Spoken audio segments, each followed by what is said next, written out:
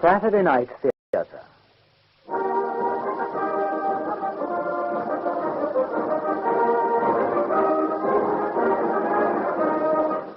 Tonight's play is set in and around the prisoner of war compound on the Aleppo-Mosul stretch of the Berlin-Baghdad Railway near Nesabi. The year is 1918.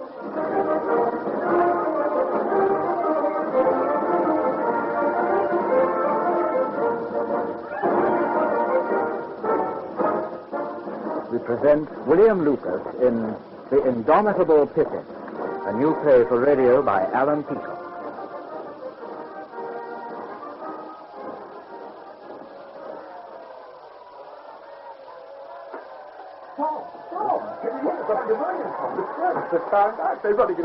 Sergeant Spencer, you do not burst into this room without knocking, and you will stop acting like an hysterical girl. Get to attention. I'm surprised at you, Spencer. 3 years as a prisoner of war should have taught you the value of discipline. Our Turkish guards are becoming sloppy and inefficient. That's no excuse for you to do the same. I expect you to set a clear and decisive example. Yes, sir. Who's going to suspect prisoners of war to be gathering military information, yet caught with these documents in front of me? The Turks would realize what we've been doing and smash our entire intelligence network. That's why no one, not Turks, not Germans, and particularly not you, comes into this room without knocking and waiting for permission. I'm sorry. Do it again and you'll regret the day you was born. I say to your headmaster back home, remember, Spencer, prisoners of war do all the useful jobs here. Without us, they couldn't run the railway at all. Because we run it smoothly and efficiently, they take us for granted, yet we could paralyze their communications whenever we choose. But never forget, they have the guns. Our strength depends upon keeping control, not only of the situation, but of ourselves. Yes, sir. Very well, at ease. Now, what is it? An Arab outside the camp deliberately taunted the Turkish guards. Poor devil was beaten up and questioned. He told them Lawrence had been here in disguise. Now the Turks are sending out patrols towards Nesabi. Is the telegraph still working? Yes, Corporal Gale transmitted an urgent message to alert the commandant of Aleppo. See, even in a crisis, they use a POW signaler. But why hasn't Major Lawrence destroyed the telegraph? It's not like him to let them alert the entire railway, not from the tails revert. But the Turks aren't patrolling towards the end of the line. Well, you mean they're not going into the desert? You sure of this, Spencer? Well, what the devil's that noise? The Indian Army POWs have turned it into a celebration. I'll give them something to celebrate. Come in. Subedar Ramnath. I was It about to is send you a fine news, message. Sergeant Pippin. The legendary Major Lawrence visiting us in our prison cage under the very nose of the Turks. Please sit down, Subedar. Spencer, stand by the door. Right. You do not look pleased, Pippin, sir. This has done great things for the morale of the Indian rank and file. If you can hear, there is great singing and dancing in the line. Yes, Subedar Ramnath, I hear, and I wish it to be stopped. But, Sergeant Pippin, it is a great thing they are celebrating. For Major Lawrence to enter the camp in the train of Sheikh Shama, disguised as a Bedouin chieftain, is a great impudence. You've only been a prisoner of war for a few months, Subedar, but while you've been here, it must have become quite clear, whatever the Turks may say, on this part of the railway, I control the situation. I request that you give orders for all Indian prisoners not already on duty to parade for marching drill, at least for 1 hour. That should subdue their high spirit. Very well. I will give the instructions at once. Excuse me, Sergeant. I shall explain the reasons when you return. I would like to hear them. I shall return, if you please. Thank you, Subedar. You know, it's damn difficult giving that man orders. Well, surely not for you, Tom. You know as well as I do that in any other army, that man would be a commissioned officer, and why not? As part of the Empire, they fight wherever we do. As far as his men are concerned, he really is an officer anyway, a good one at that. Am I allowed to have one guess, Tom? What's got into you? Lawrence has passed you orders under the nose of the Turks. Oh, stand, sir, please. I have not seen Major Lawrence, and no orders have been passed on to me. Only the rumor that some Arab chief made strange remarks. You are not forgotten. Keep up the good work. It won't be much longer. You don't think it was him? Don't put words into my mouth. Now, hard-packed sand makes a good parade ground. There goes my carefully developed popularity with the Indians. The Subedar's on his way back already. Let him come straight in. Right on. Sergeant Pippin, you will have trouble with that senior Havildar. He is a proud man. He obeyed my orders, but he was not willing. I did not say it was your order, but he assumed it. The Sergeant Pippin is not convinced that Major Lawrence was in the camp. Sergeant Pippin, Turkish troops are now patrolling from here to Aleppo, over 250 miles. The telegraph is spreading confusion, and some of the railway signalers, being prisoners of war, are increasing the military headache. Well, this is consistent with what we've heard of them. Very true. Even to an Arab creating the alert. But what was he doing in company with the Shamar? Well, they are Arabs. Yeah, but not his Arabs. The Shamar are the paid friends of the Turk. The Sheikh rode in here to collect his wages in gold. He would have handed Lawrence over without a qualm. The Shamar are no friends of the Arab army. But they might be prepared to help the British. Anytime they like, they can come and see the British like caged animals in the zoo. I don't think we're likely to impress them very much. You have something more definite in mind than raising objections, Pippin Saab. Let us assume this was Major Lawrence. Now, I don't know what he's doing in this area, but I intend to try and find him and report. You mean escape? Oh, subdue your boyish enthusiasm, Spencer. In my hands, I have a mass of information gathered by trained military observers working with the railway. Now, this information will be useless if we cannot pass it directly to British Army headquarters at Jerusalem. For reasons well known to you, at least, Spencer, we have no means by which to get it there. I have been told of your previous efforts, Pippin Saab. I thank you for drawing me into your confidence. Well, from now on, you're one of us, Subedar. And what is more, you are the senior-ranking Indian Army prisoner of war. The men in this camp come under you. But you also command the 400 Indians in camps at the other end of line. Spencer tells me the Turks are not patrolling in that direction. I can confirm his observations. Nothing to worry them out there. The railway ends 6 miles out from Barduz Gorge in the middle of desert. Well, which is why your fellow Indians are camped without guards, isolated in an empty desert. And the railway is their lifeline. Without it, they'd get no food or water. Imagine the consequences if the track between us was wrecked. You think this could happen? I say it's a possibility, Subedar. Captain Muchak is short of men. With this argument, I shall attempt to persuade him into letting us three go out and examine the tracks for signs of damage. It is my belief that Major Lawrence is out there. Then you'll be pointing the finger at the Turk right at him. Oh, I doubt it. Without the water train, which is due to those men in the morning, they will face disaster. Oh, Mooch is a crafty old bird. He'll guess you're up to something. Yes, I expect him to smell a rat. It's up to me to deflect his suspicion.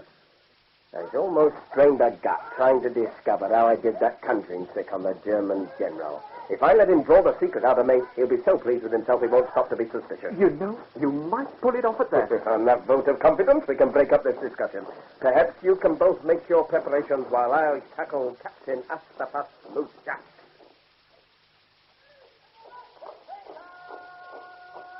To see the arrogant figure of Sergeant Pippin striding through all the heat and confusion out there makes me regret my faded youth. And looking so cool. Oh, I am melting in the heat. It's the middle of summer, Moochie. It's always hot out here. Yet this summer seems unusually hot to me. Excessive weight, I suppose. Oh, I must try to reduce it. If you can't lose weight in this Turkish bath, you never will. Oh, stay happy and fat. It suits you. There speaks a man without a spare ounce of fat upon his body. And happy. I suppose you have come to gloat over our stupidity. You know me better than that, Moochie. But I haven't only come to look at your model bridges. All my life it is only model bridges, never a real one. We set out to build a great railway from Berlin to Baghdad. It was to be a partnership. But who controls the construction? The Germans. We Turks know best what is good in Turkish territory, but when we begin to make arguments, what happens? We are turned into soldiers. They put me into a uniform and call me captain. What use is that? I am only a civilian railway engineer who once hoped to build bridges. If only they would let me design one. But no, the Kaiser, the all-highest, has given the orders. Do not let Muti build a bridge, he says, and keep him far from the pleasures of civilization. Oh, 2 years in this hot house. And now you're Laura. You're getting up a fine head of steam there, Moochie. Hey, you mean to say you really believe in this tale of a British officer turned Arab chieftain? There is a very large reward out for his capture. Arabs believe in him well enough. He is not just a chieftain, Tom Pippin. Auran, they call him. Emir, Sharif, a prince, Auran. So there's a strong chance that the railway may be attacked or at least damaged in some way. Between here and Aleppo, that would be quite impossible. Now, between here and Aleppo doesn't concern me. Between here and the camp at end of line does. We have the water train due to them in the morning. I presume you're patrolling the outward section? There would be no point in damaging the railway out that way. Would that stop an enthusiastic, hot-headed young Arab? We have to take a chance on it. There are no men to spare. I don't take chances with men's lives. That section must be patrolled. If there were men available, I would send them. I promise you, it is not lefty on my part. Very well. Then get me permission to examine the line myself.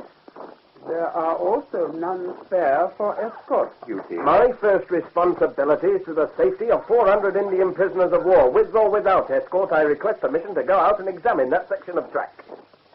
It is a strange request, Tom Kitchen. But under these circumstances, not unreasonable. I am a middle-aged, slothful man. That is true. However great a bridge builder I think myself, I am also a suspicious one, particularly when I have the unhappy coincidence of Major Lawrence reported in the area, and then Tom Pippin wishing to go out into the desert. We're talking about the railway, not the desert. I originally asked for your own men to patrol the section. A request which you probably anticipated could not be met. You see, I have reason to be suspicious. You're a clever man, Tom. It would not be difficult for you to make a fool of me. You made a fool of a German general. That affair has nothing to do with this. Yet I can never forget the general's face as he pulled the playing card from his pocket. I don't make fools of my friends, Moochie. Not even if it were your military duty? I remember when you and I were far from being friends, Tom. It was not a happy time. I do not wish to live that over again. I am like your Sergeant Spencer. I do not understand professional soldiers. We have one-track minds, Moochie. I must consider this more fully. Is it not you who have so often accused me of being lax? I suppose it is not worth my asking you again how you managed that trick. I promise on my honor to keep the secret to myself. I'm supposed to trust you, but you won't trust me. How can I send you out unescorted? I should escape, there will be no more railway for me, and probably a cell to myself for a long time to come. Escape in that direction to where? There's only death out there. Am I supposed to be a complete idiot, Moochie? Sometimes I think we are all idiots. You offered your word of honor. I offer you mine. No escape. You are making a bargain. I'm offering my word of honor that we'll make no escape. We? Who is we? Oh, Spencer for one, and Subedar Ramnath. He's in direct command of all Indian Army personnel. And will they abide by your word of honor? They will. I shall have to speak with the commandant. Yeah, of course. I'd like to start as soon as possible. But you were going to tell me about the German general. Oh, did I say that? I was definitely under the impression. Oh, Tom, I must know that a crowded concert hall, your conjuring tricks, you never touched the general. Even when you handed him a pack of cards, he had to stretch his arm right out to you. I enjoyed his discomfiture. I have driven myself sleepless, trying to think how it was done. Well, if you must know, Moochie, your word of honor not to say a word until the war's over. My word of honor. Very well. You know that an English POW was acting as valet for the general? Yes. Well, before the show, I gave the card to that valet and told him where to hide it. That night in the hall, he gave me the nod to say he'd been successful. No! Acting! Your astonishment! Your reluctance to accuse the mighty German general. It was superb. And do you mean to tell me the card is there in his pocket all the time? Time's getting on, Moochie. Eh? Yes. Of course. I will speak to the commandant at once. My word. I'm truly glad that we two are friends, Tom Pippin.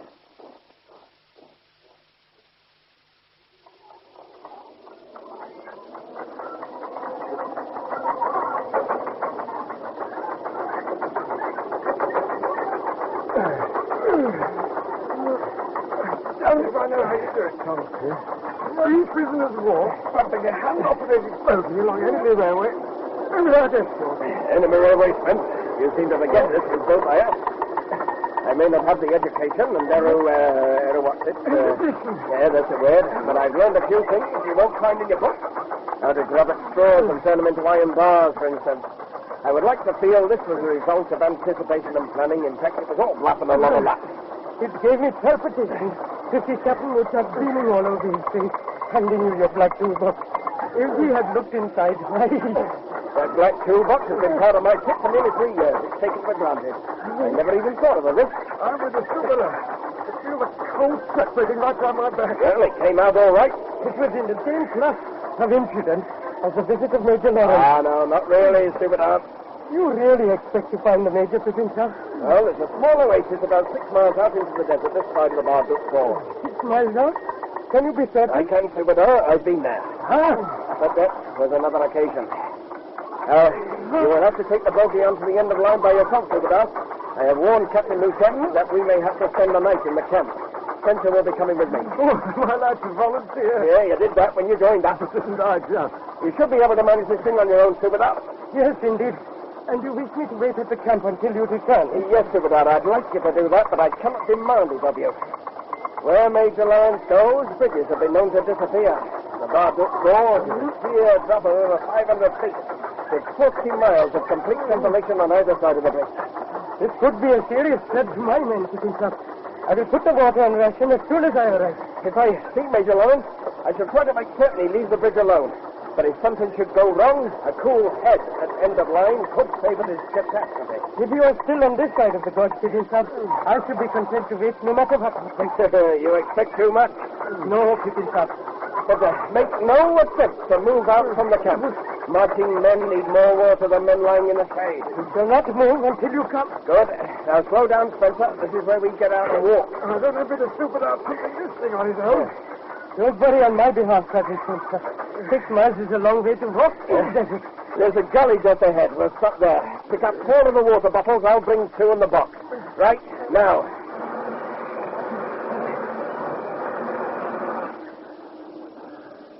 Will 6 water bottles be enough, Pippin, sir? Yes, more than enough. Hop down, Spence. Be ready to give the Stupidar a shove off. Ready, sir.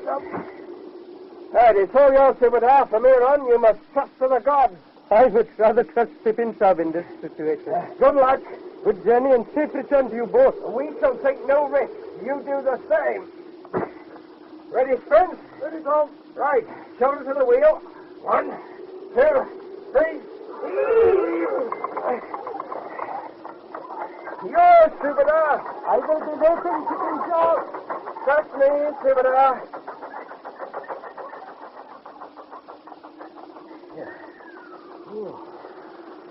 We'll lie in the shade for a breather before we set off.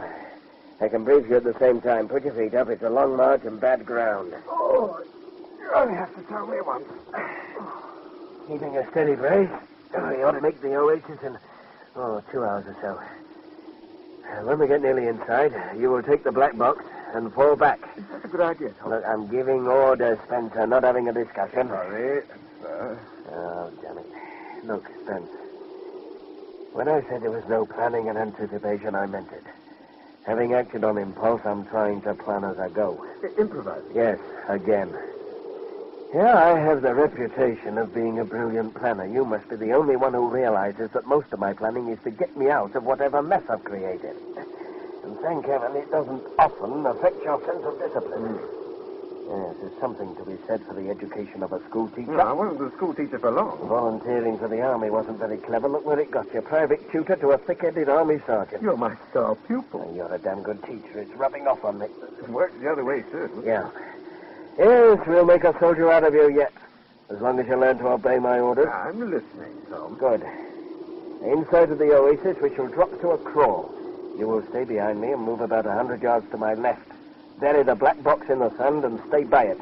I shall go on into the oasis. If anything should happen to me, you will withdraw and join the Stupidar at end of line. You don't expect me to abandon you. Look, I shall not enter the oasis unless I'm fairly sure there's a British officer around. But anything can happen. Wait until you get a signal from me, and under no circumstances hand the box to anyone but me. If it goes wrong, and it could, I'm giving you orders to get away. Wait with the Stupidar, and if I don't get back by morning, assume the word. I don't like it. Now, like it or not, I expect my orders to be obeyed to the letter without question. Understand? Yes, sir. Right. Now, pull your kerchief over your nose, keep the sand out. Time to march.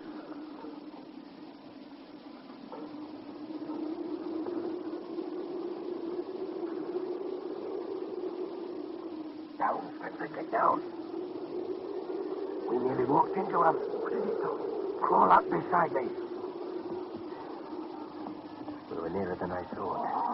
Look, the oasis. It must be over 200 down there. You saw the shake, Shamar, at Leslie. Yes. Is he among that lot?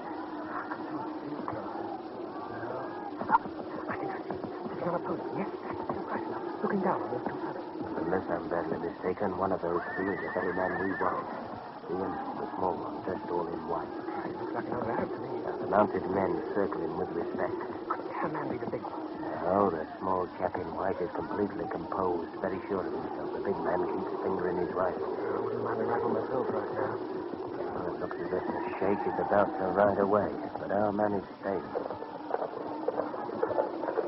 They're moving up, sure. The whole bunch of them. Except for that small party of about 12. Now, we'll let him get out of sight before we act. In the meantime, you back up and move about 100 yards to the left. Take the box with you. You know the orders. Follow them to the letter. Yes, sir. Right, now get moving.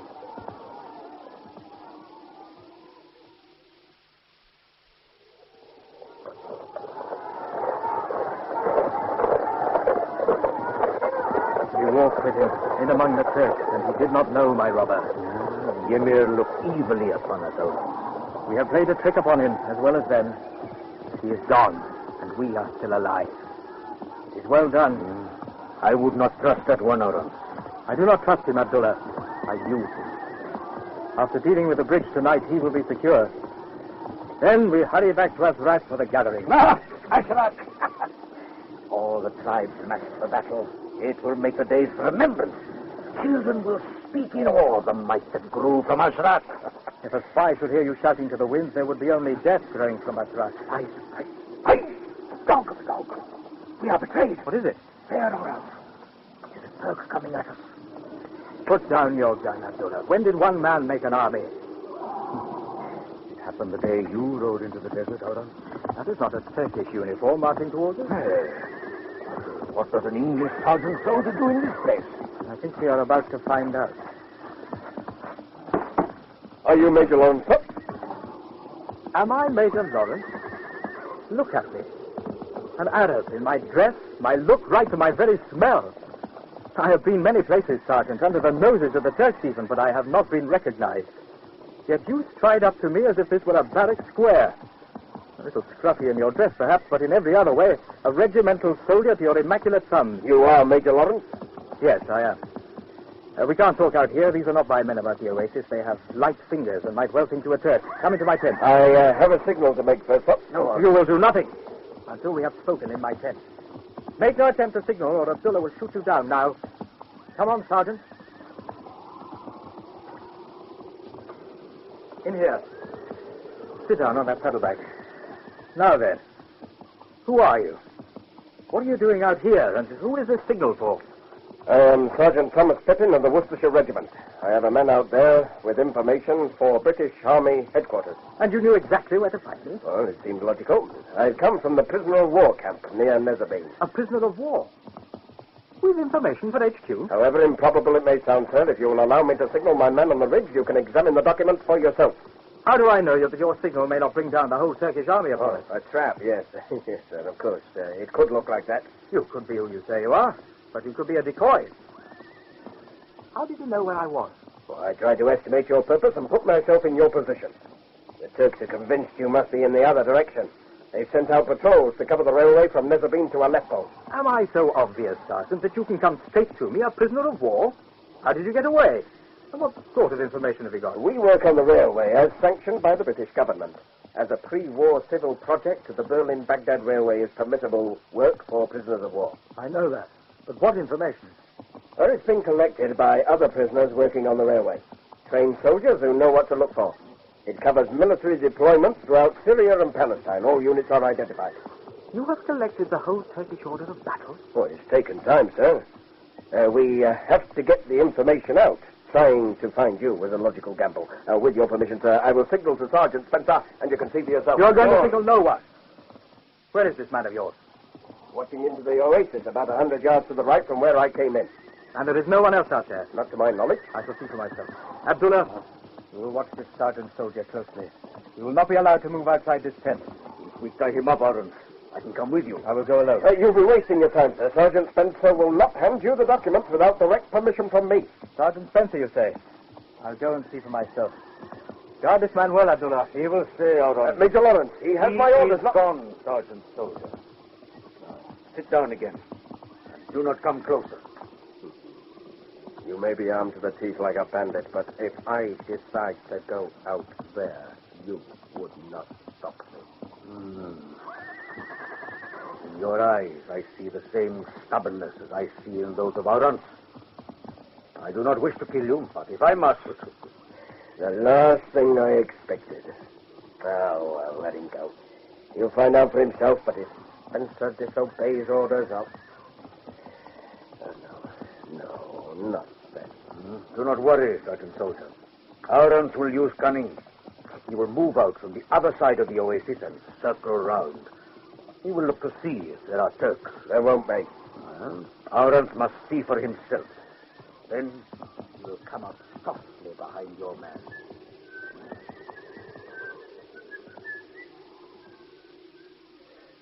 What the hell now? Come on, Tom. What's gone wrong? No need to worry, Sergeant Spencer. What the devil? Where did you come from? From behind. Where's Sergeant Pippin? He's safe enough. Then you are Major Lawrence.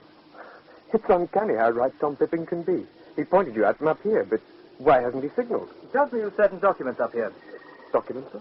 Come on, you can get up now. Bring them down to the oasis. I can study them there. Oh, I'm sorry, sir. My orders are to wait up here until I get a signal from Sergeant Pippin. In the army, you always obey the last order, Sergeant. This isn't a normal situation, sir. I'm sorry. I believe I slightly outrank your Pippin. Well, you probably are who you say, sir. But in those Arab clothes, you could be anyone. Where are the documents, Spencer? Or hidden, sir, as ordered. If I move from here, I'll never find the place again. You attach a lot of responsibility to a fellow sergeant. Is he so much senior to you? Well, he's a regular, sir. I'm not. Prisoners of war are not allowed to communicate with officers. So, as a result of his own ability, he now practically controls this section of the railway. But I control the desert. The railway is a long march away. I take my orders only from Sergeant Pippin, sir. I see. Do you mind if I sit with you a while? No, sir. Hot up here. Yes, sir. So, until Pippin signals, no documents. I'm sorry, sir. I admire loyalty, Spencer, however misplaced. You don't understand. I understand enough to know that with the enormous casualties at the various battlefronts, any man with a spark of leadership is rapidly promoted to commissioned rank. Your Pippin must be lacking in something essential to have remained only a sergeant. Well, if he hadn't been taken prisoner at Gallipoli, he would be an officer. He captured and held a Turkish trench until the ammunition ran out. The support couldn't get through. His commission was automatically cancelled the moment he was reported missing. That was almost exactly 3 years ago, August 1915. About a month later, I was captured myself. It was a long, heartbreaking march into captivity. And waiting to meet us like an immovable rock was Tom Pippin. Even the Turks were treating him with respect. He isn't a paragon, sir, but he does have a strange stubbornness and pride. His mistakes don't stay mistakes. He won't let them. I don't understand what drives him, really. How do you account for your freedom of movement without escort? Well, Tom Pippin knows how to turn a situation to advantage. You created confusion. He made use of it. They ought to know better than to trust him so much. No, why shouldn't they trust him? Why, he was sending out military information from the beginning, sir. In letters, secret writing, lemon juice between the lines. He led a small circle of us, 8 altogether, until we were caught. The Turkish censor, one cold morning, sitting huddled over the hot fire, and the secret writing came up before his eyes. I see. But that makes your freedom of movement even less understandable. Tom Pippin defended us all at the trial. He stared the Turkish colonel in the eye and defied him to limit the duties of a soldier in war, claimed that every Turk owed the same allegiance to his own country as we gave to ours, and that even the threat of death could not defeat these loyalties. He said it was a mark of pride to be captured by such gallant fighting men, and it spurred a soldier to even greater service by example. That colonel, president of the court, sat like a ramrod, tears and pride fighting on his face. I'm surprised to hear the Turks can be so gullible. Oh, then you've never been on the receiving end of Tom Pippin. I've seen him do it so often, and yet I still don't really understand. We were sentenced to 14 days solitary, and no letters were to be sent from any camp where we were lodged. We lost a few other privileges, but it was like being let off altogether. So Pippin really fooled them, eh? I don't know who was fooled, but they've respected and admired him ever since. I'm not surprised that my orders can't reach past him. I'm glad you understand, sir. I also admire your loyalty, Sergeant Spencer. I'll go down and arrange for him to give you your signal. But first, a slight reprimand, I'm afraid. When you bury things in the desert, never let a man down to your own level. And keep your eyes away from the hiding place. Oh, just a minute. You said yourself I could be anyone in this dress. It pays to be suspicious. Next time, bend down and blow sand over the disturbed area. To a man who lives in the desert, that rough of fresh earth tells its own story. The reprimand is purely between you and me, Sergeant. Now I'll go down and make the arrangements with Pippin. Well, I'll be damned.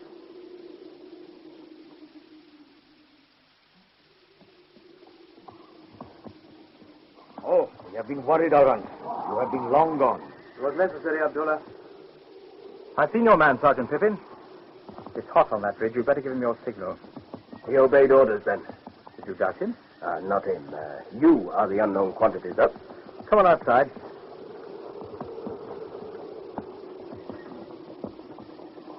You can see his tail lifted by that palm tree. Your man Abdullah is a walking arsenal, Major. He knows how to use all of those weapons, Sergeant. Yes, this should do. Spencer will see you from here. What, is that all? No special signal? Oh, a clear indication for me to proceed. That is all. You could have been forced to make it with a dagger in your back. This is one no dagger could force, however. I wonder. That matter settled, sir. I wish to raise another. The bridge At Barduk Gorge. You seem to anticipate my movements with considerable ease, Sergeant. So you do intend to destroy it? Yes, I do tonight. You can't do it, sir. I will be the best judge of that, Sergeant. It has no military use, sir. It has a use to me. But you don't understand the position. No, Sergeant. It is you who seems not to understand the position. Sir, 400 men will die if that bridge is destroyed. You seem to forget that killing Turks is my business. These are Indian prisoners of war. There is a water train due to them tomorrow morning. Without it, they will be condemned to die of thirst. The bridge has no military significance. The railway ends in the open desert. It goes nowhere. I am committed to destroying that bridge tonight. Do it, and you will be committing deliberate murder at the same time. I find you offensive, Sergeant. Your opinion of me is of no significance, Major Lawrence. I demand you leave the Barduk Bridge alone. You dare to demand? You are a fool, Sergeant Pippin. Abdullah, keep both of them wait here till I return. But where do you go, Alden? To talk with the camels, they most sense enough. Is that supposed to be a British officer? No, Sergeant Soldier. He is Aaron. He has much on his mind, and you spoke to him with words born for anger. Aaron is not a man to sacrifice one life, if it were possible, excepting it were his own. I can't get through to him. He's so damned arrogant. You also walk with arrogance, Sergeant Soldier? Me? Arrogant? Oh, sir, this isn't that. What's the matter with you, Spencer? Major Lawrence, he stared as if looking through me calmly, took the box out of my hands and walked away. And you let him? It's all right, Spencer. It doesn't matter. I've really put my foot in it this time. What am I supposed to do, Abdullah? Follow him and apologize? No, Sergeant Soldier. I think Aaron would rather be alone. He will return when he wishes. Much of life is passed in waiting. A little more is of no consequence. Come back into the tent.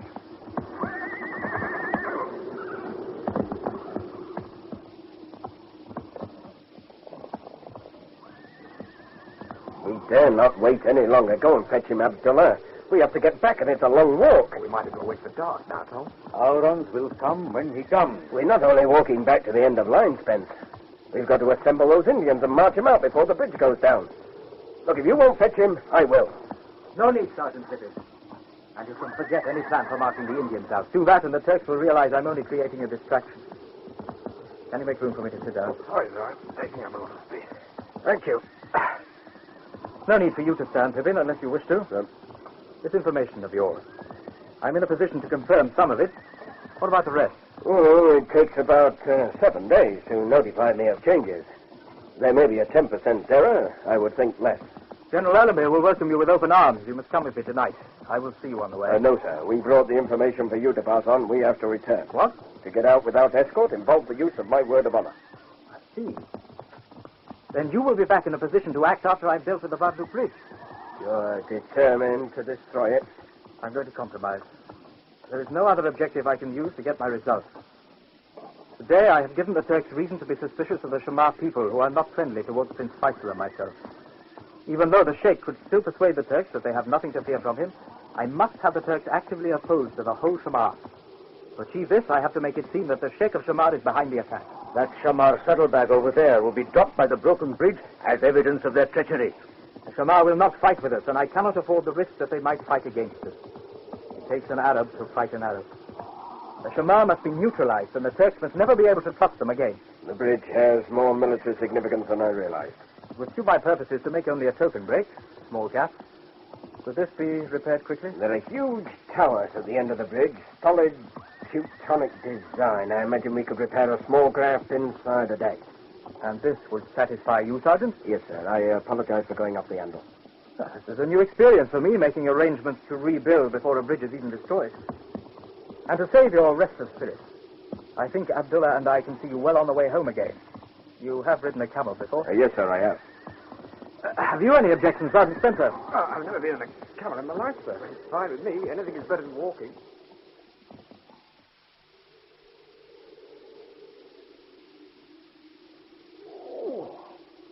Anything is better than walking, I said. I should have kept my mouth shut. I'll never ride a camel again so long as I live. I ache in all the wrong places. Well, we could never have made it this fast on foot. And when we arrive back at camp, you will show no signs of the ride. I made a bath, too. I must feel as bad as a camel myself. Yes. And Mooch is sure to ask about the Subadar. We shall tell him that the Indians at End of Line were restless after the rumors and that he's gone back there to keep them under control. I suppose this adventure is to be kept secret. You will not mention it to a soul. And tonight we shall keep a lookout, turn and turn about. Oh, I was looking forward to a full night in that lovely bed. Oh, we listen out for the bang. If the noise is loud enough, we shall have an excuse to rouse the whole camp. But to think I volunteered for the army. Any complaints, Sergeant Spencer? I'll think of some when the war's over. Oh, straighten up and step out. Come on, Spencer. We'll make a real soldier from you, yes.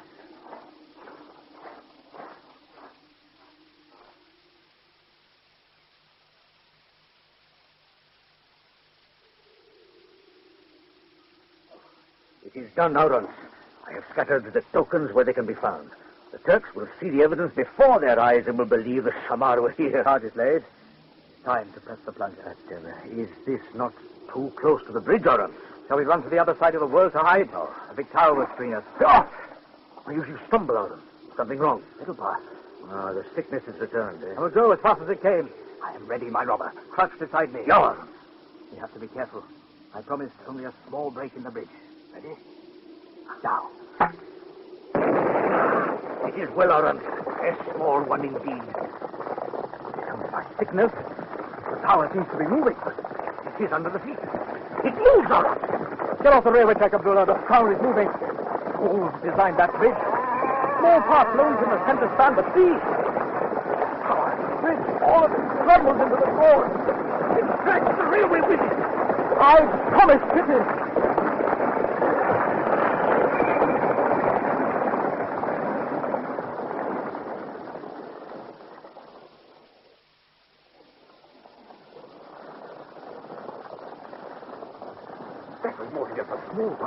Yes, Ben. Something's gone badly wrong. Well, at least we don't have to sit in suspense for the rest of the night. It's waking the whole camp. What are we going to do? Wait until the Turks are thoroughly roused and then have a meeting with Moochie. I'd be damn suspicious about this. Hey, no. I suggested there might be trouble out there and he wouldn't believe me. He'll be subdued for not trusting my instinct in the first place. I'm damn glad we're on the same side. Something else that Moochie will probably say, and I think he might well be right this time.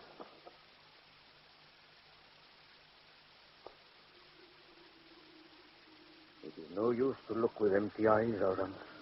The bridge will not come back. It was the will of Allah. He took it in his hands and cast it down. It was a necessary risk of war. Oh, I am weary, my robber.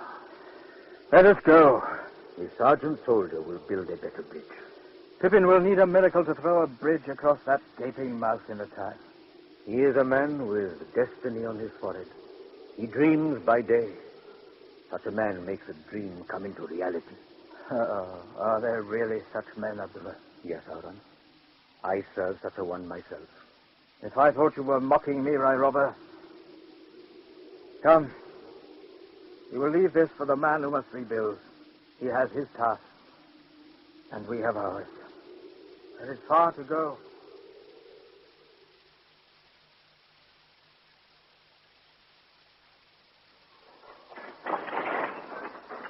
Dragged from my bed in the middle of the night and then out here into the engine place. It is not even light, Constantine.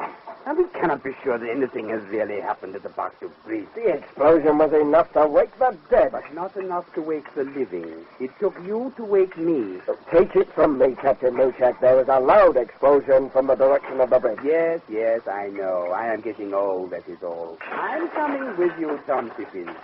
But will there only be the two of us? The engine driver, though we don't really need him, I could take it out myself if necessary. I've given orders to my men. They'll be kept busy enough. If it were anyone else... Oh, hang it. Why wait any longer? The sky's growing lighter to the east. It's 3 miles to the bridge. Should be light by the time we get there. Come on, Moochie. Up your chest.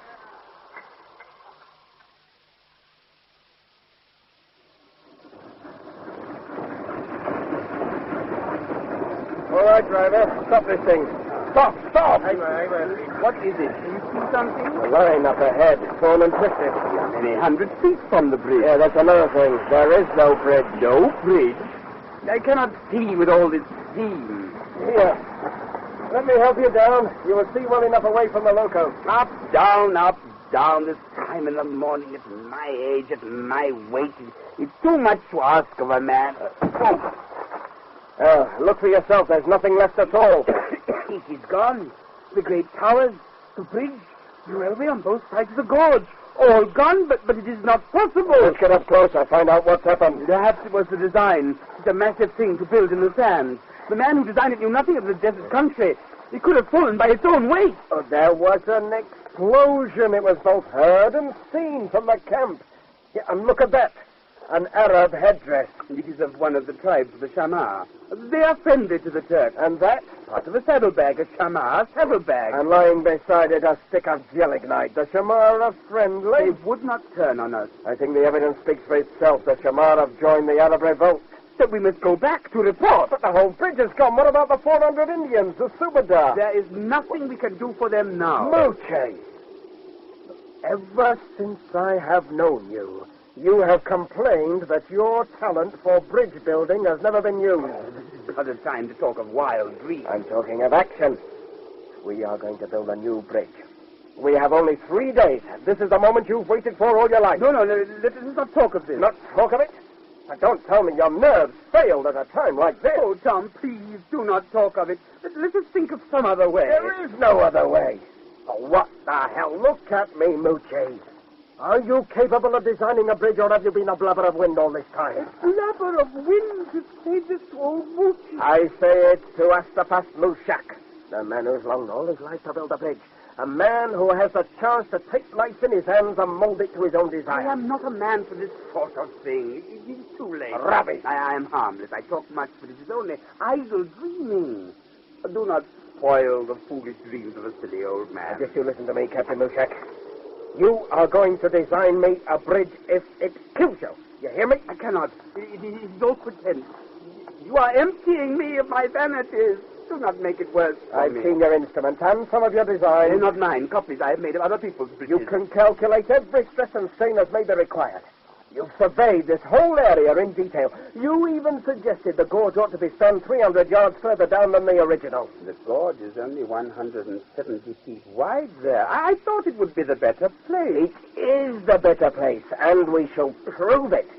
With the tracks torn up, we shall have to relay to the gorge. In any case, we can lay them to the new position just as easily. You will need men on the other side. No time for that. But it is impossible. Nothing is impossible.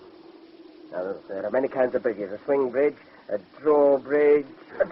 Drawbridge, like Arthur's Tower Bridge in London. Hey, why not? Then we don't need to climb out over the gorge during the construction. Men get careless when working at speed. You would need a great tower solidly embedded to support such a thing. It would take longer to build than the old bridge. But is there no way to build a bridge quickly, yet which could be done without climbing out over the gorge? Only by building a bridge on wheels and dragging it across. You ask for ideas, and I have none that are worth talking. I like that. A bridge on wheels. You would need men the other side to pull it across, and it would be so heavy. We could push it across 6, 7, 8 locomotives or more if we should need them. Not wheels, rollers. Telegraph poles, yes. It would topple into the gorge by its own weight. Perhaps not. However ridiculous it may sound, Moochie's speech is aught aloud. Between us, we may hammer something into shape. Under the surface of this sand is solid rock on both sides of the gorge. If we cleared that, There would be good support for rollers. To stop the bridge toppling over, we could build it more than twice the width, say 400 feet long. Then the weight of the structure would be self-supporting until we could establish it on the other side. This is the dreaming of Astafas Mushak. Let him dream on. This will be an immense project. It's never been done before. Well, it's the first time for everything. But so much material. I'll leave that to me. To you? I know all the prisoners of war look to you as their leader, but you do not have full control.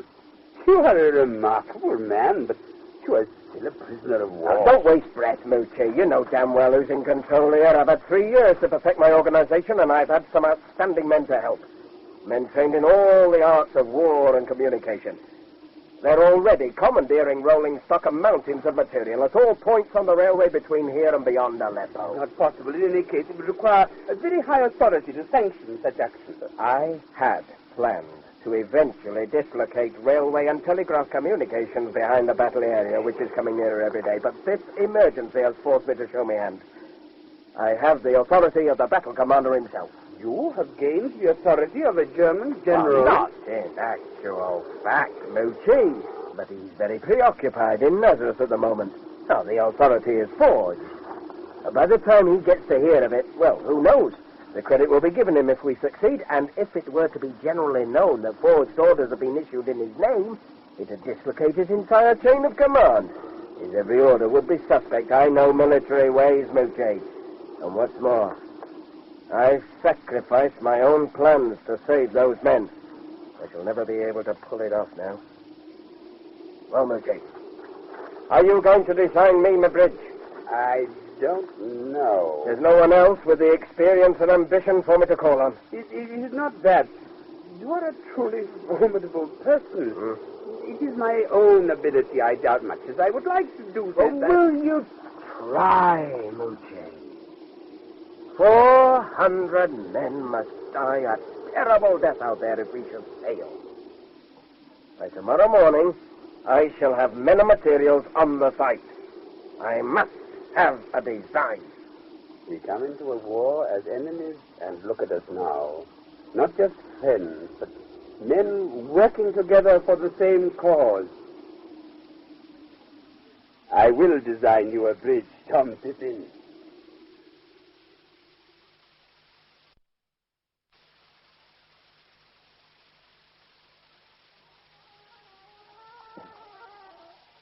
From the desert with a holy man who is wandering in the mind. I took him for what he looks. He stands well enough. Oh, my master, I have seen the dog many times before. He is Abdullah el-Nabi, the robber. I could not forget him, oh illustrious one. You hear this, Ahmed, my brother. My servant Tarzan here has told you who he is. I am the chief of our tribe, Ahmed, not you. This matter should have been brought to me before they were fed and watered. You were sleeping, Jazim. They could have waited until I awoke. This Abdul el-Nahabi is a thief and a barbarian. I saw him flog myself on the orders of the Sheikh of Shamar. Insolent and a liar. It is said that now he serves the infidel dog, the Englishman, Aurans. Ah, a holy man, you said. A sick man, my brother, with fever closing his eyes. You will take me to them at once. They are resting in my tent. I will see them, and it must be now. I do not think it was the Holy One he brought from the desert. It was this Aura.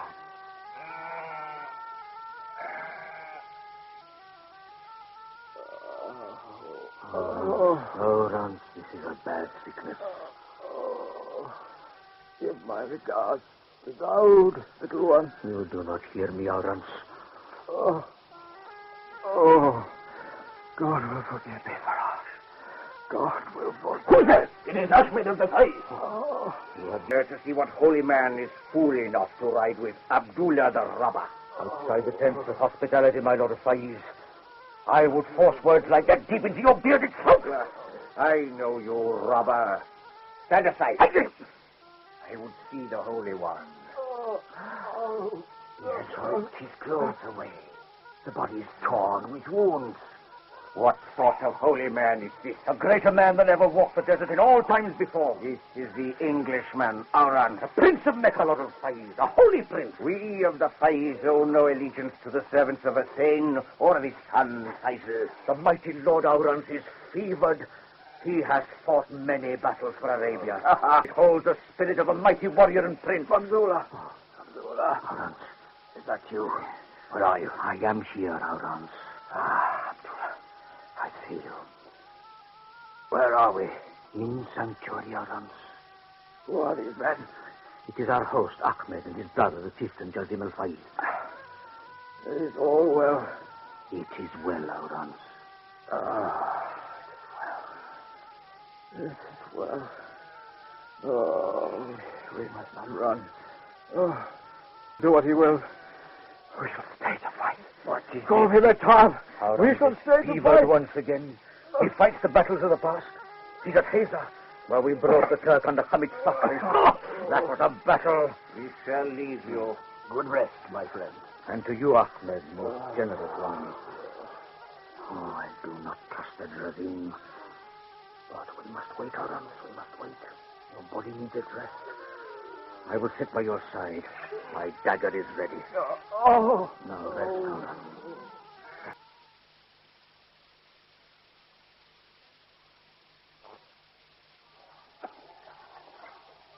You did get the orders out, Spencer. Everything else is on its way, but no news of the telegraph poles. Don't worry, Tom. We've commandeered the whole stock at the Bashi character. They'll be here. I speak with the staff. Look at his face. I've been expecting trouble from him. Ask him to step inside. Oh, no need. He's coming. Oh, what's the meaning of this, Havildar? I've heard that you're not going to allow my men the noon rest period. We shall work all the day and all the night until this work is completed. Understand? Indian Army regulations clearly state... Don't you dare quote regulations. We shall obey the rules and regulations. You will obey me. We shall obey the officers properly appointed over us. Are you suggesting mutiny, Havildar? You're not of the Indian Army, sir. I have delegated authority of your superior, the Subadar. If you have that in writing, sir, we shall obey your You orders. know damn well I haven't got it in writing. You do realize that this work is to save your fellow countrymen at end of line? Without the proper authority, I shall not order my men to work in the noon hours. Yes, see in the dark. We shall have fires burning high at night. Now, all of us, British, Turks, and Indians, will work the same hours. The bridge was destroyed by Major Lawrence's orders of the British Army headquarters. What has been done is not our responsibility. And you, sir, were too friendly with our enemies. Spencer, hand me down that whip. Don't lose your temper, Tom. You are a witness to this interview, Sergeant Spencer. You have heard this Havildar refuse to obey the orders of his duly appointed superior. You're not of the Indian Army, sir. And you are, Havildar. You're also a good Hindu, I believe. Here, take this bullwhip in your hand. You know what it's made from and how. I will not touch it. You can't make me. No, to touch this would defile you. It'll make you a permanent outcast. And unless you obey my orders, I shall have you stripped, tied to the railway lines, and I shall personally flog you in sight of every Indian soldier in this command. Not one of them would ever let your shadow touch him again. Stop, it's not serious. Look deep into my eyes, Havildar. But you're not entitled to give orders. The tents are already here, Havildar. We shall camp on this site until the work is completed. I have made out a rota. The men will be separated into working parties and will work a shift system. The work will go on continuously. You will accept the authority delegated to me. You will take this rota and you will give the necessary commands to all Indian ranks. You understand, Havildar? Get to attention, Havildar! That's better. I understand what's caused this action of yours, Havildar. You're a soldier, and a good one, too, if I'm to believe the Subadar. I will ask you once again. Will you obey my orders? Very well, sir. Thank you. And in those circumstances, Havildar, I am passing on the full delegated authority of your Subadar to you. His good name and his life are in your keeping. Yes, sir. It is the rota, Havildar. Take it. Yes, sir. The matter is closed, Havildar. You may return to your duties. Now I've seen everything. That was the biggest bluff you ever pulled, Tom. Bluff? You don't mean you'd have done it? This is a hard, cruel world, Spence. Not a schoolroom filled with mischievous children. I only threaten as a last resort, and then I mean every word I say. The pride of one man is nothing against the lives of 400. He'll win his pride back if we can finish this bridge in time. I'm expecting an awful lot from Moochie. No, he won't let us down. He'll be here with the designs tomorrow morning, just as promised. Now, come on. I want to make a tour of inspection.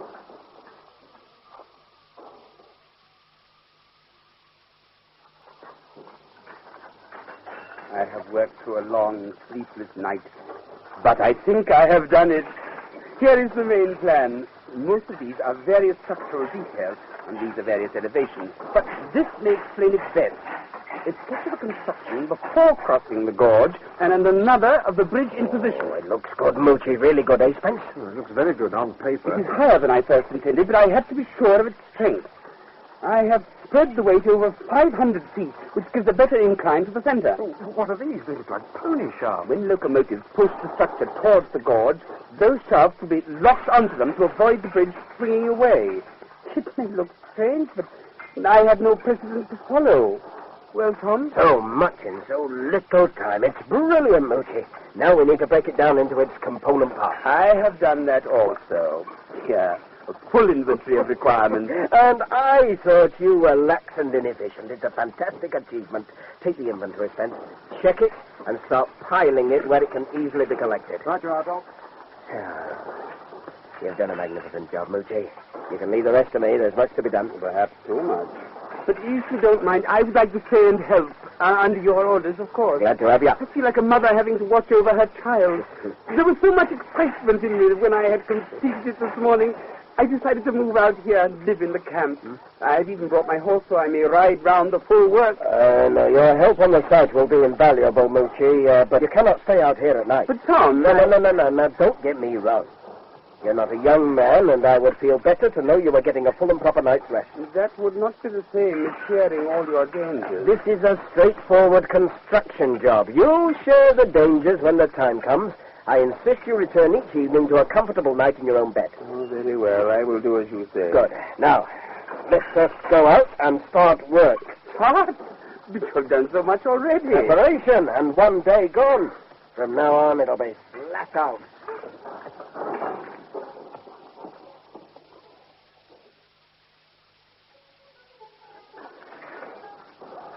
Oh, it's been a good day's work, Havildar. Please thank your men for me. Thank you, sir. No trouble with the firewood. Oh, no, sir. We are using some of the railway slippers, as you suggested. And the men are satisfied with the rotor system? They grumble, but it is the only way of the old soldiers. But they will obey orders. Good. But, I feel there's something else on your mind, Havildar. Please feel free to speak. There are many superstitions among my men, and there is also growing belief that this bridge will demand a sacrifice, sir. In my country, it is well known that such a great thing is worthy of it. I'm not altogether keen on sacrifice myself, but if you think it necessary, Havildar, I'll arrange for a couple of goats to be brought out. Try to arrange it so the ceremony won't interfere with the work. You have not understood me, sir. No? The bridge will demand a human sacrifice, and it will not be for us to give. It will be taken in its own time. I'd like that sort of talk discouraged, Havildar. I tell you what is in the minds of my men, sir. You try to get it into their heads that this is a bridge of life we are building. Don't let them dream on thoughts like that around the night fires. It may give some fool stupid ideas. Sorry to interrupt, Tom, but it's important. Come on then, out with it. Oh, yeah, thank you, Havildar. If there's nothing else. No, sir. I'll return to my duty. Now, what is it, Spence? Trouble. There's an Arab out there wanting to speak with the Turkish officer in command. Something about Major Lawrence. But good job Lucy's gone back to Nepal. Get him in here right away. He's on the doorstep. Hey, you! In here! Forgive my humble rudeness, O mighty Lord. I am come from the tents of my master, Jassim El-Faiz, with urgent news. Speak out, then. You are the commandant, Lord? I'm the master here. You may speak. I have traveled fast to bring a message from the Faiz at the orders of my own master. The English spy Orange, for whom you have offered great reward, lies sick in the tent of my master's brother Ahmed. My master begs that you come soon to take him away. This Orange is alone? No, Lord. His servant Abdullah the robber is with him. I myself recognize that one. and my master has seen the infidel dog Orance. And this Orance is sick? My master told me to tell you he was hot and talked strangely from his sickness. They have rested in the tent of my Ahmed since last night. How far is your camp? I rode my camel out while the men slept from the hot noon of the sun. How long has it been here, Spencer? About 20 minutes before I got him, or so I gathered. Now it's nearly 5 o'clock. If he left his camp at 1, that'd make it a 3.5-hour journey. Lucia left his horse behind. Get it saddled. You can't go out there alone. You, servant of the pot. Lord? Wait here. Come, Spencer. That man in there thinks we're Turks. Major Lawrence is in trouble and must be warned. I thought the Arabs were supposed to be his friends. There are Arabs and then Arabs. I'm going to warn him. They'll kill you. Now, they'll probably think I'm a Turk, same as that chap. If I don't come back, use your intelligence. Make up a time. But I expect to be back before morning, as long as I get off at 1. You will be in charge here. Now.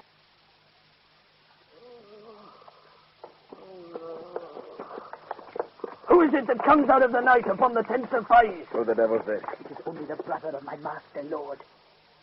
It is Tazi, the servant of Jassim El Faiz, the chief. I bring a Turkish lord. The dog, Tazi. Hold your camel still, Tazi, that I may help you down. I can come down for myself. Make the camel kneel. Kneel. It kneels. I can do it well enough. Climb down, you dog of a dog. Climb down, I say. I come. I come. And you, Turk, stay as you are. About you in the night are the fighting men of Faiz. My brother has broken the most sacred law of sanctuary. Is it not written that a guest is more sacred than the very word of God? I have obeyed the words of my master. He will speak for me. He will speak for no one. His is the slow death. For you, it will be quick. You are but a dog.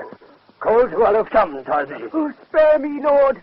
The dagger is too great a thing for such as I, who have but obeyed the commands of my master. Die, you dog of a dog. Merciful. A coward to the end. Is done. You were a fool to ride in here alone, Turk. You know better than that. No Turk would ride here alone. I come to speak with Aran. Not a Turk? What are you, then? I'm a British sergeant soldier. That fool mistook me for a Turk and led me here. Where is Aran? He is gone. That man you have killed told me Aran was sick and filled with fever. Word of this dishonor came to me. I warned the warrior, Abdullah. They rode out into the night, he and Aran. Abdullah the robber. They named him well. 4 camels he stole. 4 loaded camels from the tents of my brother. Your brother would have seen Abdullah dead. To me, this would seem a just thing. Yet, when my brother dies, I will be the chief of the Faiz, and those camels would be mine. I, who have helped him escape. Your brother still lives? Over there, pinned to the sand by Bedouin swords. We have torn out his treacherous tongue and placed salt on his lips. He cannot cry aloud for the water he craves, and in the heat of the tomorrow noon, he will burn to his death. And you who call yourself a British soldier, there is only your word on this. My word is enough. The Lord Owens has journeyed into the desert again. So too must I. You will be dead if I do not give the word. And you will give the word. You will not find Naran. He will come to me if he must. It is enough. My horse now turns his head for home. Here I have seen your traitors die as traitors should. I pray Allah will burn away all shame by the sun of the tomorrow noon. Allah will hear the words of your mouth. It is well. This one will ride away in peace. You will not be harmed. I greet a greater chieftain than the Faiz. It is not by half so much. It is a private thing. Go well, you servant of Arans.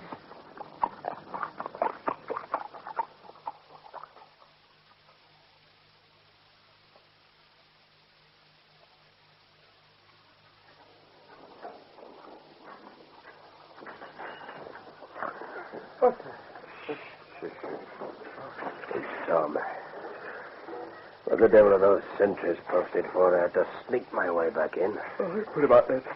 Don't worry. One of the Indians said he wandered over to the court. I posted sentries to see it doesn't happen again. I got by easily enough. They weren't very alert. And come to that, nor were you. Oh, I needed to sleep. Was I supposed to sit up all night worrying? Well, what did Major Lawrence have to say? He was gone. They'd already warned him. You mean you risked all of this and 400 Indian soldiers for nothing? You can get that tone out of your voice. Personal example, you've always said. Make me into a real soldier.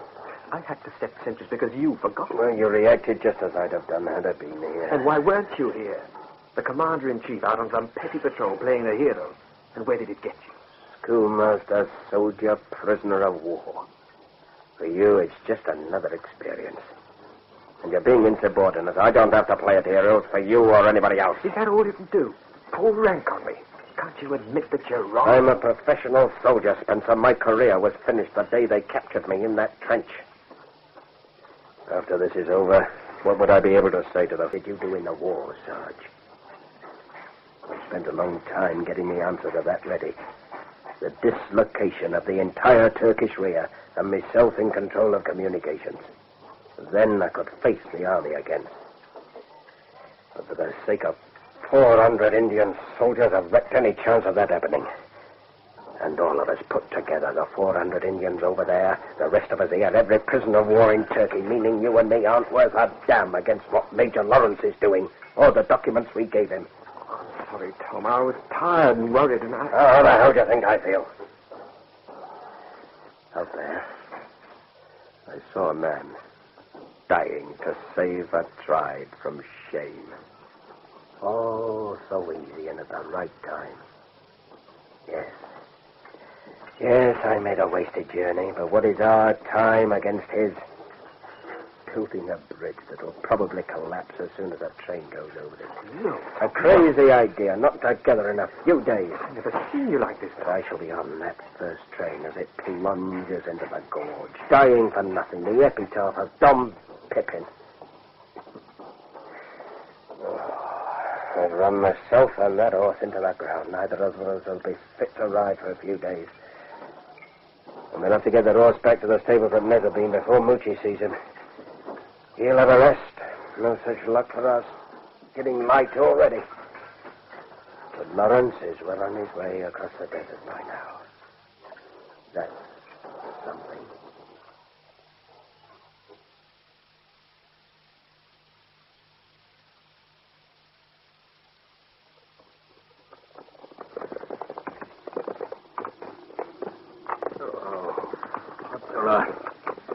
Abdullah, why am I tied to this camel like a piece of baggage?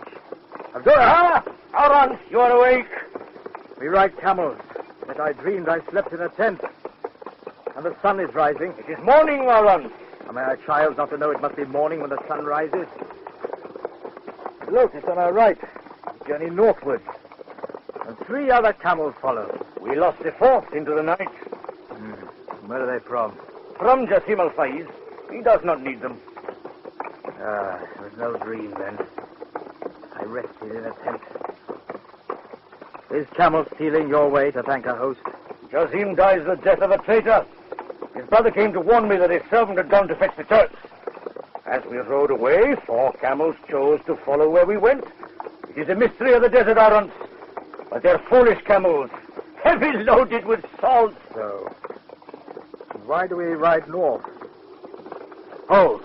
Hold! Look ahead, Abdullah. A railway shining in the morning sun. And there, lines of tents. Which way did we ride after leaving the fight? Towards the rising of the sun. Did we cross the deep gully on the way? Yes, Arons. I think we lost the camel there. East and then north, to where the railway ends. This is the place that Pippin spoke about. The camp at the end of the line. We shall find no welcome here. It is the will of Allah, if you like. 3 camels loaded with salt. In the desert, men go parched without water. Without salt, they are dead. Here we will find a greater welcome than you know. And a place to gather strength. Come.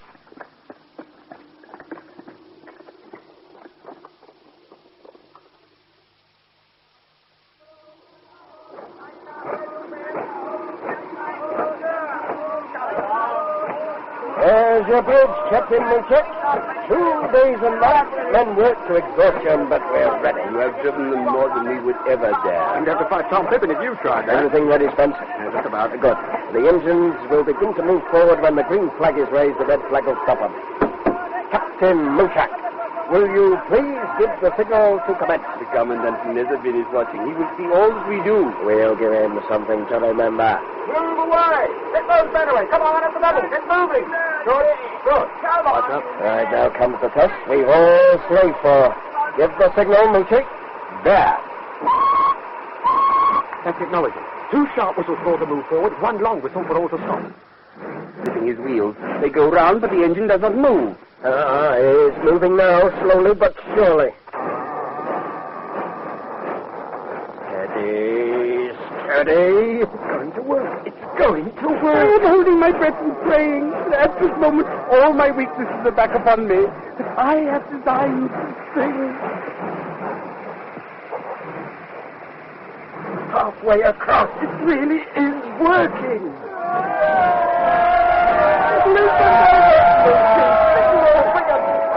That bridge has only one master. Without you trumpeting, it would not have existed at all. Any fool can do a laboring job. Look, almost at the other side without that. It cannot see. These foolish old eyes of mine are killing. Nothing the matter. Instinct, I can feel it in every bone of my body. It is exactly as it was before, even to the clicking of the engine wheels. There is something wrong. Stop those end engines. The flags are on the other. Someone is bending. It's broken. The whole structure is beginning to swing sideways on Spencer with his back to it. Spencer! Spencer! I cannot hear you in this noise. Move, man, move! Stop! Spencer!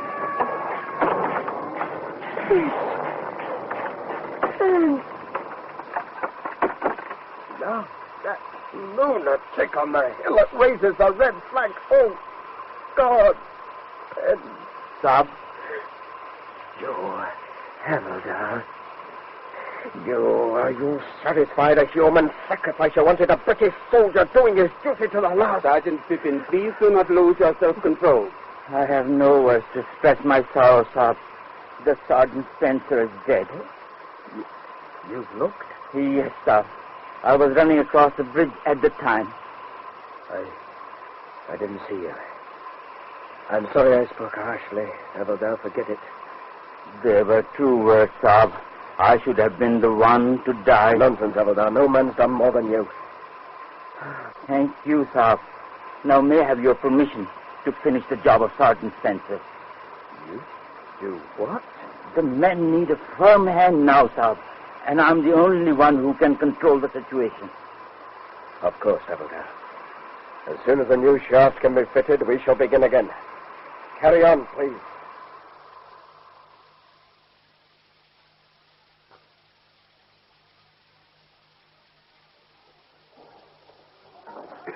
Can I come in, Tom? I won't keep you a moment, Moochie. Make yourself comfortable. The water train is ready. And the bridge? Many iron stakes have been driven into the rock to hold it steady, and the track is laid on the other side. And now we come to the real acid test. Just let me finish this. In case it does all go wrong, I'd like to leave the record complete. The Indians are convinced that the spirit of a fine British soldier guards the bridge and will keep it safe from harm. Spencer was killed in a moment of personal carelessness. Not what this record says, but it's a fact. Unnecessary. He was your friend. Yes, he was my friend. I feel he was also mine, and I have decided to give the bridge a name. The Spencer Bridge. No, Captain Muchak. That isn't necessary. I have informed the Commandant, and it is agreed. There is another thing. Bad news? I have been promoted to Colonel for my brilliant feat of organization. Well, I'm damned. Congratulations, Moochie. Commandant also wished to award you a Turkish medal for heroism. What? Oh, no. I'm sorry. That's out. I can't take it. That is what I told the Commandant you would say. Tom, I owe you very much more than I can ever repay. You designed me a bridge when I wanted nothing more in the world. And we haven't got that water train across there yet. I'm ready, Colonel Muchak, if you are. There's one thing. I'd like to offer the Havildar a place on the locomotive with us. Whatever you say, Tom. Havildar! You will give him great status with his men. Oh, he already has that. I'm offering him a chance to join Spencer at the bottom of the gorge. Have you lost confidence? No, take no notice. Havildar. Yes, sir. There's a moment of great crisis ahead. The bridge is to be crossed for the first time. Should we succeed, the water train will continue the full journey to end of line. Colonel Mushak and I feel that you have earned the right to ride in the locomotive with us. Thank you, sir. It will be a great honor. Good. After you, then, Colonel. Okay, that's You will have to help me up, Tom. All this weight, you know. All right, Moochie. Up you get. Are you aboard, Havildar? Yes, sir. Let us go, driver. Slowly. I will, indeed. Yella.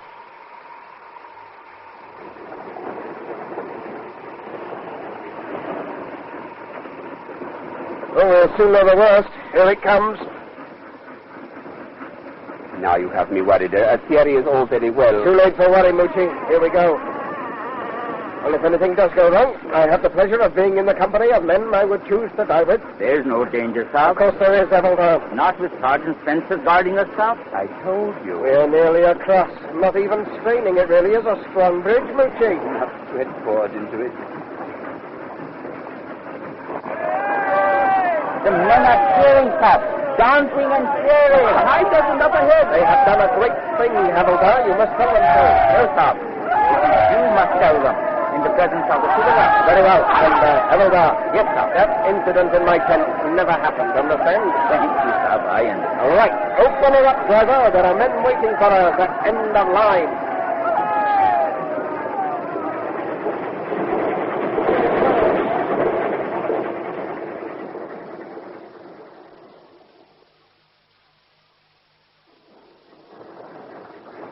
Better begin to slow down, driver. The camp is just beyond the next curve.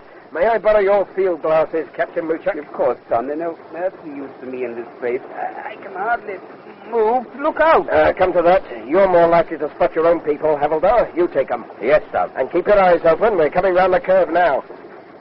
I can see the tent, sir. Well? There is nothing moving, sir. Here, let me have a look. Uh-huh. No. Driver, give him a blast on your whistle. My God, it's so sudden. I nearly fell out of the cab. Sorry, Moochie. Yes, that brought someone out. 3 of them. Here, Havildar, what'd you make of it? Yes, sir. 3 of them. But 2 are Arabs. A tall one and a small one. They are lying in the shadows of the tent. You must be mistaken. Arabs do not mix with Indians. Let me have a look, Havildar. Uh-huh. Well, I'll be damned. I can see them with my own eyes, sir. The Arabs are mounting their camels. They mean to ride away. Now, just a moment, Moochie. Yes, it is them. Mounted the camels and riding. All right, Moochie. Here, see for yourself. The Subadar has given them a military salute. Natural courtesy, Havildar. I can see only their backs. It must be a man and a boy. There are more men moving now. What could Arabs have been doing in here? Now, the engine has slowed down. I'll jump off and find out. You'll all get off together. Come on, then. He manages to keep his feet. He knows I cannot follow. Sir, I need not say how delighted we all are to see you. I knew you would come. You'll never know how glad I am to see your smiling face. My own pleasure is the greater, I assure you. Any casualties? A few of the men will need hospital, nothing worse. Thank God. Yes, but I also thank Tom Pippin and Major Lawrence. We saw him riding away. You'll have to invent a good story for Colonel Muchak. He thinks they were ordinary Arabs. Colonel Muchak? Yes, Subadar. Promotion. But what did Lawrence come here for? To gather strength, I think. He looked so ill when he came, but I was overjoyed to see him. 7 of my men were down with heat stroke. Heat stroke, my God. They would have died. But Major Lawrence brought us 3 camels loaded down with salt. It was then I knew that the gods were on our side. They move in strange ways. The gods, I mean. Major Lawrence also returned this, your black toolbox inside. Thank you, Subadar. Now here comes Moochie. I wish to commend Havildar Mohnlau for his devotion to duty. He has acted in the finest traditions of the Indian Army.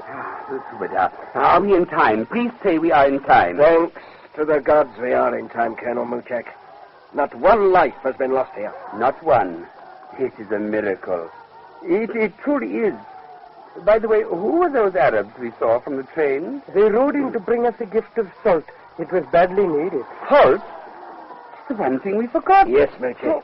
We built an impossible bridge inside an impossibly short space of time. We doled out salt to each man every day and brought none of it with us. I will hear nothing more against the Arabs. But how did they know? But why question what they've done? To see men, the temperature burning them up until death rushes upon them.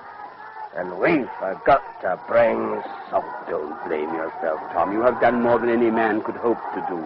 Is something the matter, Sergeant Pippin, sir? No. I'm tired, Superdar, that's all. He has worked day and night. He would not out, Tom. Go into the shade and rest. I will arrange things with the Superdar. Yes, I'll be all right. You carry on. Arrange for your men to come to the wagons in single file, and we can distribute the water, Subedar. My NCOs have their orders. They are lining up with their chetties, and the other men must stay where they are and wait to be served. NCOs do not drink until the men have had... An old black toolbox. You've been around old boxes. Nice to have you back again. A message, he said.